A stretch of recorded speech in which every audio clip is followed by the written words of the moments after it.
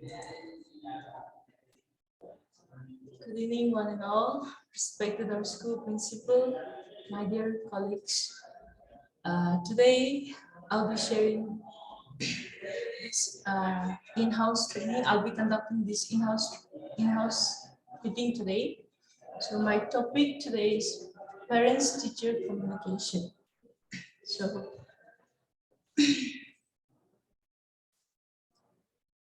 parents, what is parents-teacher communication? So parents-teacher communications, it begins at the start of a school and lasts until students move on to the next grade. What is the main aim of this parents-teachers communication? Let us understand, let us study.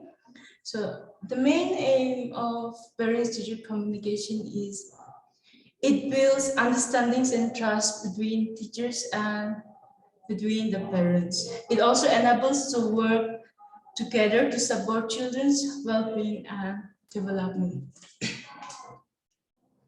Besides this, parents-teacher communications can take place in persons to persons or typically through conference or like we can say during students drop off or big up times. Teachers can also reach out to parents on phone or by email. So by various means, like by various techniques, we can communicate with the parents. And also through regular communications with parents, teachers can also share information about our students' good work and achievements. Besides this, parents-teacher communication, it also empowers parents to step in and support the students at home, supplementing what the teacher is doing at school.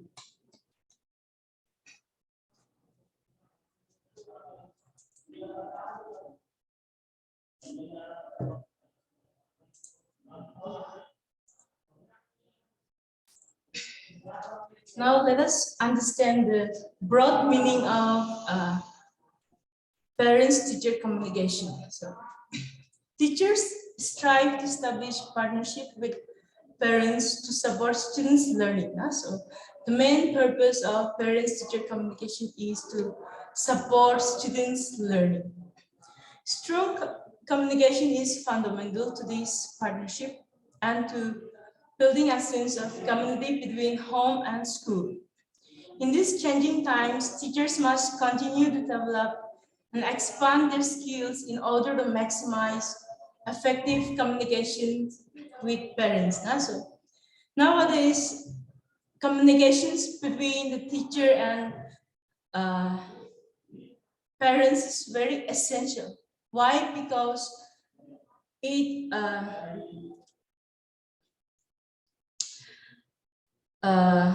what to say, like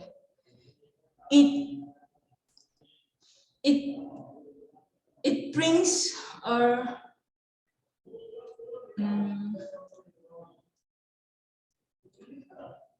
it establishes a cooperation between, it connects a cooperation between a teacher and parents by conducting this parents-teacher meeting. So it is very essential in our day-to-day life, especially in such kind of scenario where like, it is very essential to organize such kind of meetings with the parents. Next, let us go on to the objective. So these are some objectives: to be aware of different communication approaches. So the main objective of parents-teacher communication is point number 1, to be aware of different communication approaches. Number 2, to recognize how different communication approaches can strengthen or weaken teachers-family relations. To gain practice in employing different communication approaches in different circumstances. Next, let us understand why communication is important. So, cultivating parents-teacher relationship is vital to the development of school as a learning community. So, cultivating parents-teachers relationship is very important, especially for the development of the school, for promoting the school. Next, communicating with parents is critical for establishing parents-teacher relationship. Next, parents-teacher communication is fundamental to involve families in education process. Now, besides this, communication, it builds understandings and trust between a teacher and a parents. When us being a teacher, when you and parents understand and trust each other, it paves a way to work together to support children's well-being and their overall development. It helps, it is very beneficial for the students as well, and even for the parents as well, and even for us.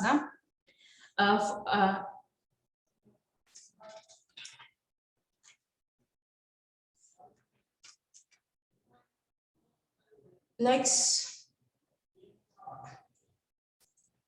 we have the 5 reasons why parents-teachers communications is beneficial. Now let us understand why parents-teacher communication is beneficial. Why is it important, or why is it beneficial? It increases trust between schools and families. So by organizing such kind of meeting, by organizing such kind of parents-teachers meeting, it brings up the trust between the schools and the families. It joins together. Next, it encourages higher and realistic parental expectations. It also serves as a first stage to other types of parents' involvements to follow. Next, it also leads to a higher degree of parents' commitment to helping the students improve. So it also puts everyone on the same page. So these are some of the reasons why parents communications between parents and teachers is essential. When conversations are flowing, students can see that teachers and parents have their best interests at heart. Effective communications also help in establishing a relationship in respect between teachers, parents, and students. So through this communication, it helps the relationship between the teachers, students, and between the parents. So parents who are involved in their child's educations can also help to improve academic achievements. It is more like a triangle. It is all interdependent. All these 3 are interdependent on each other. Directly or indirectly, it is interdependent. It helps the students to know that the parents want them to be successful and foster confidence. So by organizing such kind of meeting, it also encourages the students to study harder, to put more efforts in their studies. Not only this, parents-teacher communications also benefits parents. Through this communication, it also helps the parents to gain something. Let us see how these communications is beneficial even for the parents.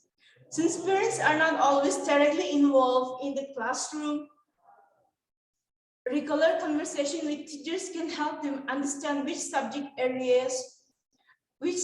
or areas their children are doing well, and in which one they are struggling with it. So by conversing with the students, by conversing with the teachers, the parents knows their child better.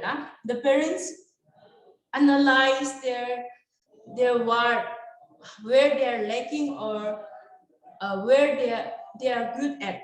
So it is also beneficial for even for the parents.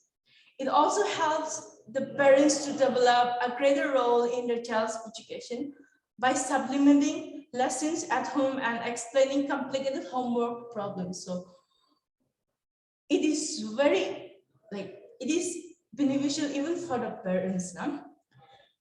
And besides this, even by organizing such kind of meeting between parents and teachers, even teachers, we are also getting benefits. Now, teachers also are benefited from parents-teachers communications, as parents can serve as a valuable asset in the learning environment. It also helps teachers to gain added cooperations, as parents are more likely to work with and reach out to teachers they trust. Nah? So through these communications, it builds the bondship between parents and teachers. Besides this, while teachers and parents are communicating, the third party also is getting benefited, nah? The students. When parents help their children with their homeworks and behaviors at homes, teachers may focus on instructions in the classroom. So it is all interlinked. Teachers may also see higher rates of homework completions and better grades when parents are involved. When all these three runs together, it brings a fruitful result. So these are some of the reasons why parents-teachers communication is beneficial. Next, let us learn what is parents-teacher communication. So, parents-teacher communication may involve impressions created or words expressed.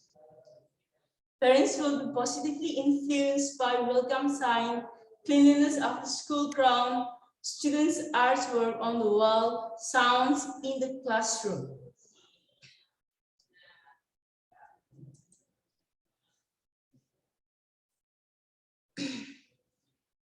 Parents-teachers communications are expressed communications. Okay, they are expressed in one way or two ways exchange. So there are two main ways of conversing. That is, one-way communications. It includes letters or newsletters, report card. We can communicate through report cards, communication books, radio announcements, school website. Some of the two-way communications are telephone calls. We can connect with the parents through telephone calls, like we do in our school. Home visit, parents-teacher conference, organizing a conference with the teachers along with the parents. Open house, school-based community activity. All these are some ways to connect with the students, with the parents. Next, using technology. So, integrating technology can help schools communicate quickly to a broad parents community. That is, classroom phones and voicemail, video technology, radio announcement, school website. So let us analyze how telephone calls enables us to connect with the parents. So we can parents with busy works or personal schedules may not have the opportunity to go to the school or schedule conference. So in such cases, these parents may be easier to reach on the phone or via emails. So it is very helpful. Teachers can also use phone calls and emails to regularly communicate with the parents.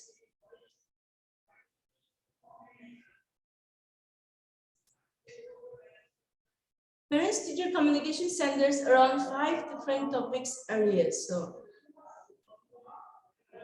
these are academic performance. The main reason for conducting these parents-teacher meeting or parents-teacher communication is mainly for discussing about the academic performance of the children or their wards. Next is about the classroom behavior. The third one is child's academic and social preparation for school, for discussing their child's academic and social preparation for school. For hostile communications between peers and health-related issues. So these are 5 different topics for parents-teachers communication. Next, let us go on to the next topic, that is parents to communication. So what is, so in a society level, where the problem arises from the public, now where public is becoming stringent from public institution. So in such cases, we bring a teacher, bring a mentor, we need to enhance the knowledge to the parents. We need to supply the ideas that we have. We need to reach out to the parents that there is solution for all this, and we need to instill in the minds of the parents. We need to respond it in such a way that the parents will be attracted.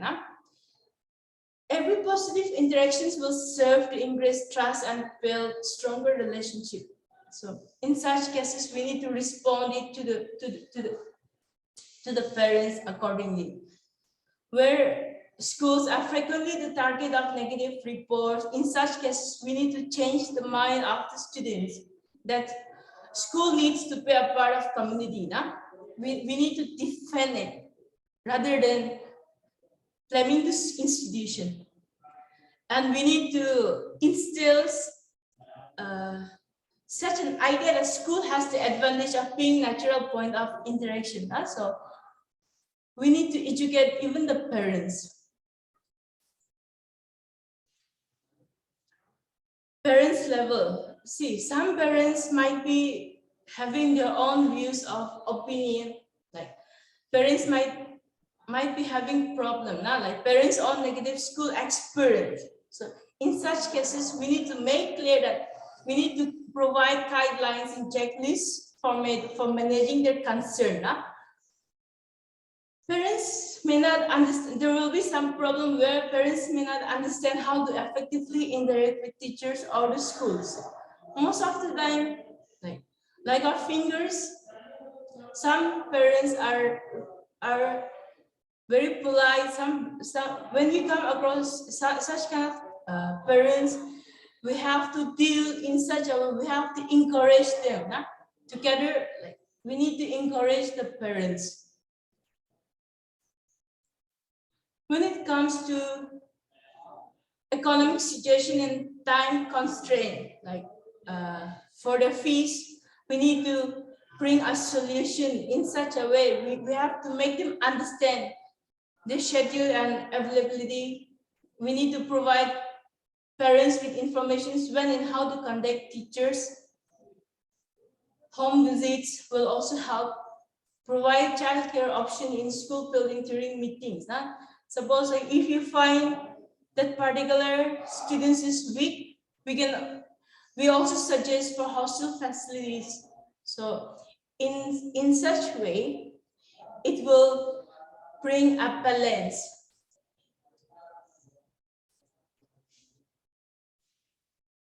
Use of problems like use of technical jargons. So in such way, avoid technical or educational jargons. Audio message for below literacy, literacy level. Let us see communications. Communications is a process. So while communicating with the parents, we need to identify the goal and reasons for the communication. We cannot simply hold a meeting with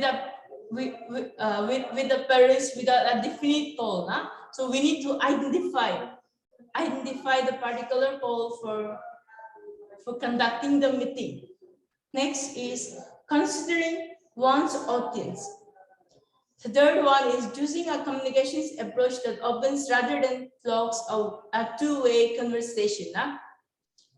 By welcoming them in a cheerful way, it might open the heart, or it might open the gate of the parents. So while conducting such kind of communication meeting or such kind of parents meeting, we need to be polite with polite in our actions. Next, we have Paul. Consider the content of the message. Ask yourself, what message do I want to convey? What do I want to have? What do I want to have happen as a result of this communication? So we need to have a particular goal. Next is, we need to see to it. We need to ask ourselves, who am I talking with? What is our degree of familiarity? We need to analyze all these things. What style of communications am I comfortable with? How might it be different or the same than the family I'm communicating with? We have to be prepared before the conference.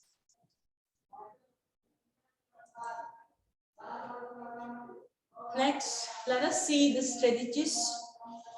Effective communication strategies involve initiation. Teachers should initiate contact as soon as they know which students will be in the classroom for the school year.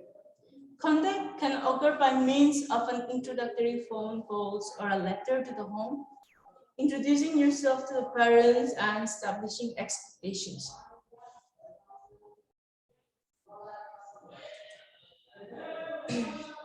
Next, we have effective communication strategies. It also involves timeliness. Let us see what is timeliness. So, adults should make contact soon after a problem has been identified. So, a timely solution can be found.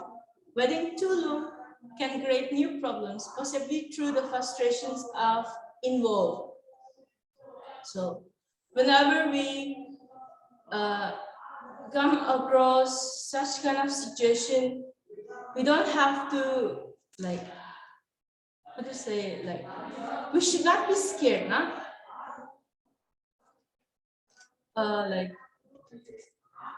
we need to confront it. We should instead of we need to we should not be afraid to be persistent in establishing relationship with the parents and vice versa. Suppose if you find some problems, it's better to discuss it with the higher authorities, or if necessary, it's better to inform to the respective parents at the earliest. Discovering the best methods of communication and formulating messaging plans early in the year is important, as it maintains consistent communications throughout the year. So teachers should not be afraid to be persistent. We should not be afraid to be persistent. Teachers and parents can also try the following techniques for improving parents-teachers communications. So in order to improve parents-teacher communications, we need to have regular, we need to use some kind of techniques or tactics like regular in-person communication. Suppose if you happen to meet a particular parents regularly, so in such cases, this type of communication works greater for parents who typically drop off and pick up their children from school. So in such cases, while meeting such parents, instead of approaching the parents about their about their negative impact, it's better we instill in them the positive impact.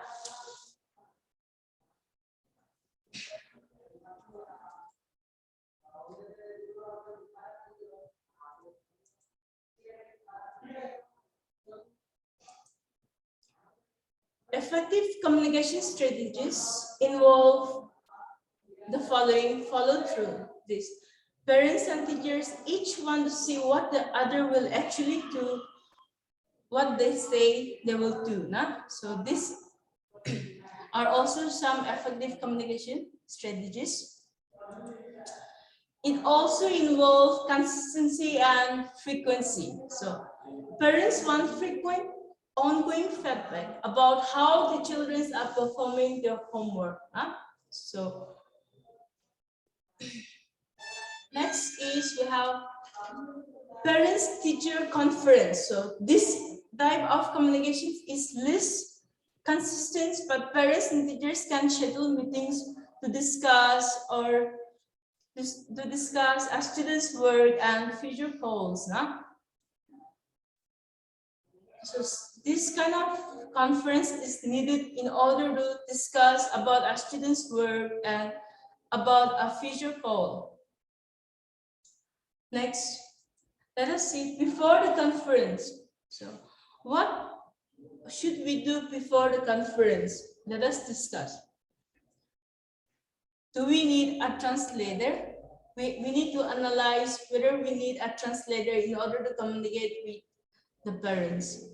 Next is articulate the purpose of the conference. Like I said, we need to articulate the purpose, the main goal of the conference. What is the reason behind the meeting? Schedule carefully. We need to schedule carefully so that parents, it won't affect the parents as well as the institution. Huh? Next is organize data and documents. Next is we need to check names. So before conference, we need to see to it that all these are arranged in a sequence way. All these are present. Next, let us discuss what should we do during the conference. So first and foremost thing, we need to greet the parents. Nah? We need to welcome the parents in a polite way. Next, eliminate physical barriers. Next is active listening, pause, probe, or paraphrase. So we have to be a good listener. Nah? Next is positive tone. It is always advisable. It is always good if we are always positive, especially when we deal with the parents, nah? Because being a parent, nobody would like to hear a negative impact, nah? Like believe it or not, every parent wants the good side of their work. So it's better like we need to be positive now while dealing with the parents. Of course, students might be having their own weaknesses, but then like none of the parents would like to hear their negative impacts. So it's better like we need to have positive, like we need to be positive now while dealing with the parents. Ask for opinions, reactions, and concern. So, well, during the conference, it's not only about like conducting the conference or conducting the meetings. We should also ask the opinions of the parents as well, their reactions or about their concerns. Now we need to ask feedbacks from the parents. Be careful with jargon. And lastly, we need to summarize.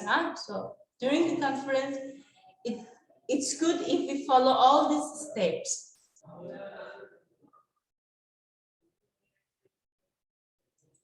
Next, let us see after the conference. So after the conference, being a teacher, it will be good if we write a brief summary or if we just record it in our diary that we have conducted such a meeting, that the meeting was a grand successful. It's good to make a record or to make a brief summary. Next is, did you accomplish your goal? Nah? We need to question ourselves. We need to question ourselves, and we need to analyze it. Was your message received? These are the questions we need to keep in mind after the conference. Is there any place, or is there any place where I'm lacking? Now we need to analyze ourselves in order to bring a good result. Write a brief thank you note. Nah?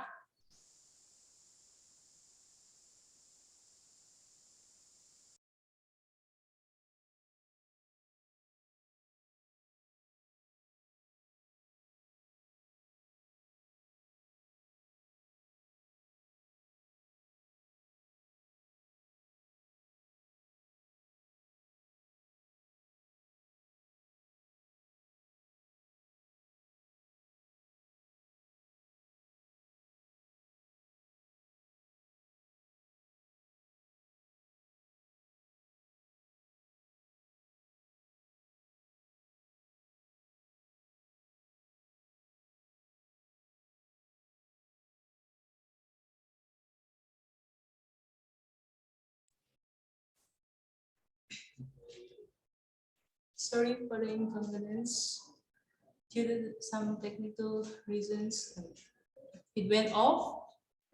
Okay, so I welcome back you all once again. So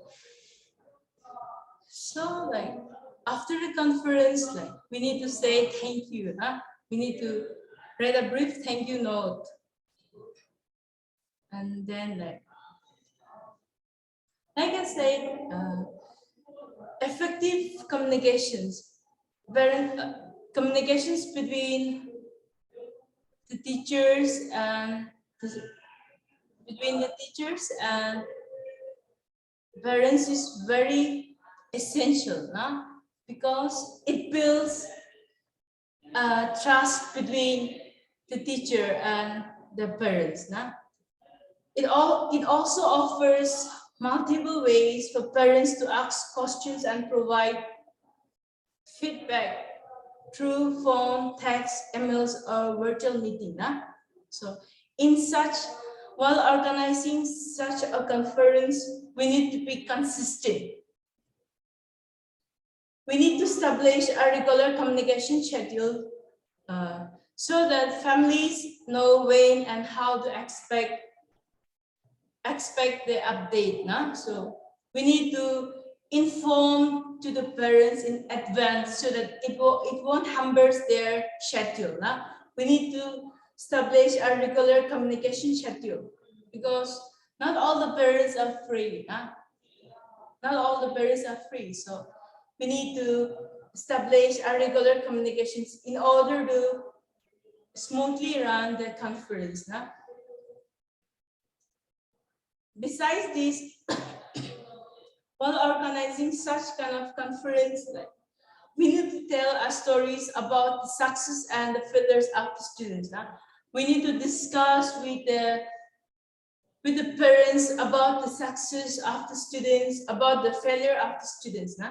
It is always good to tell our stories to the parents in order to warm up the communications between the both parties, in order to create a covenant to sign. Next,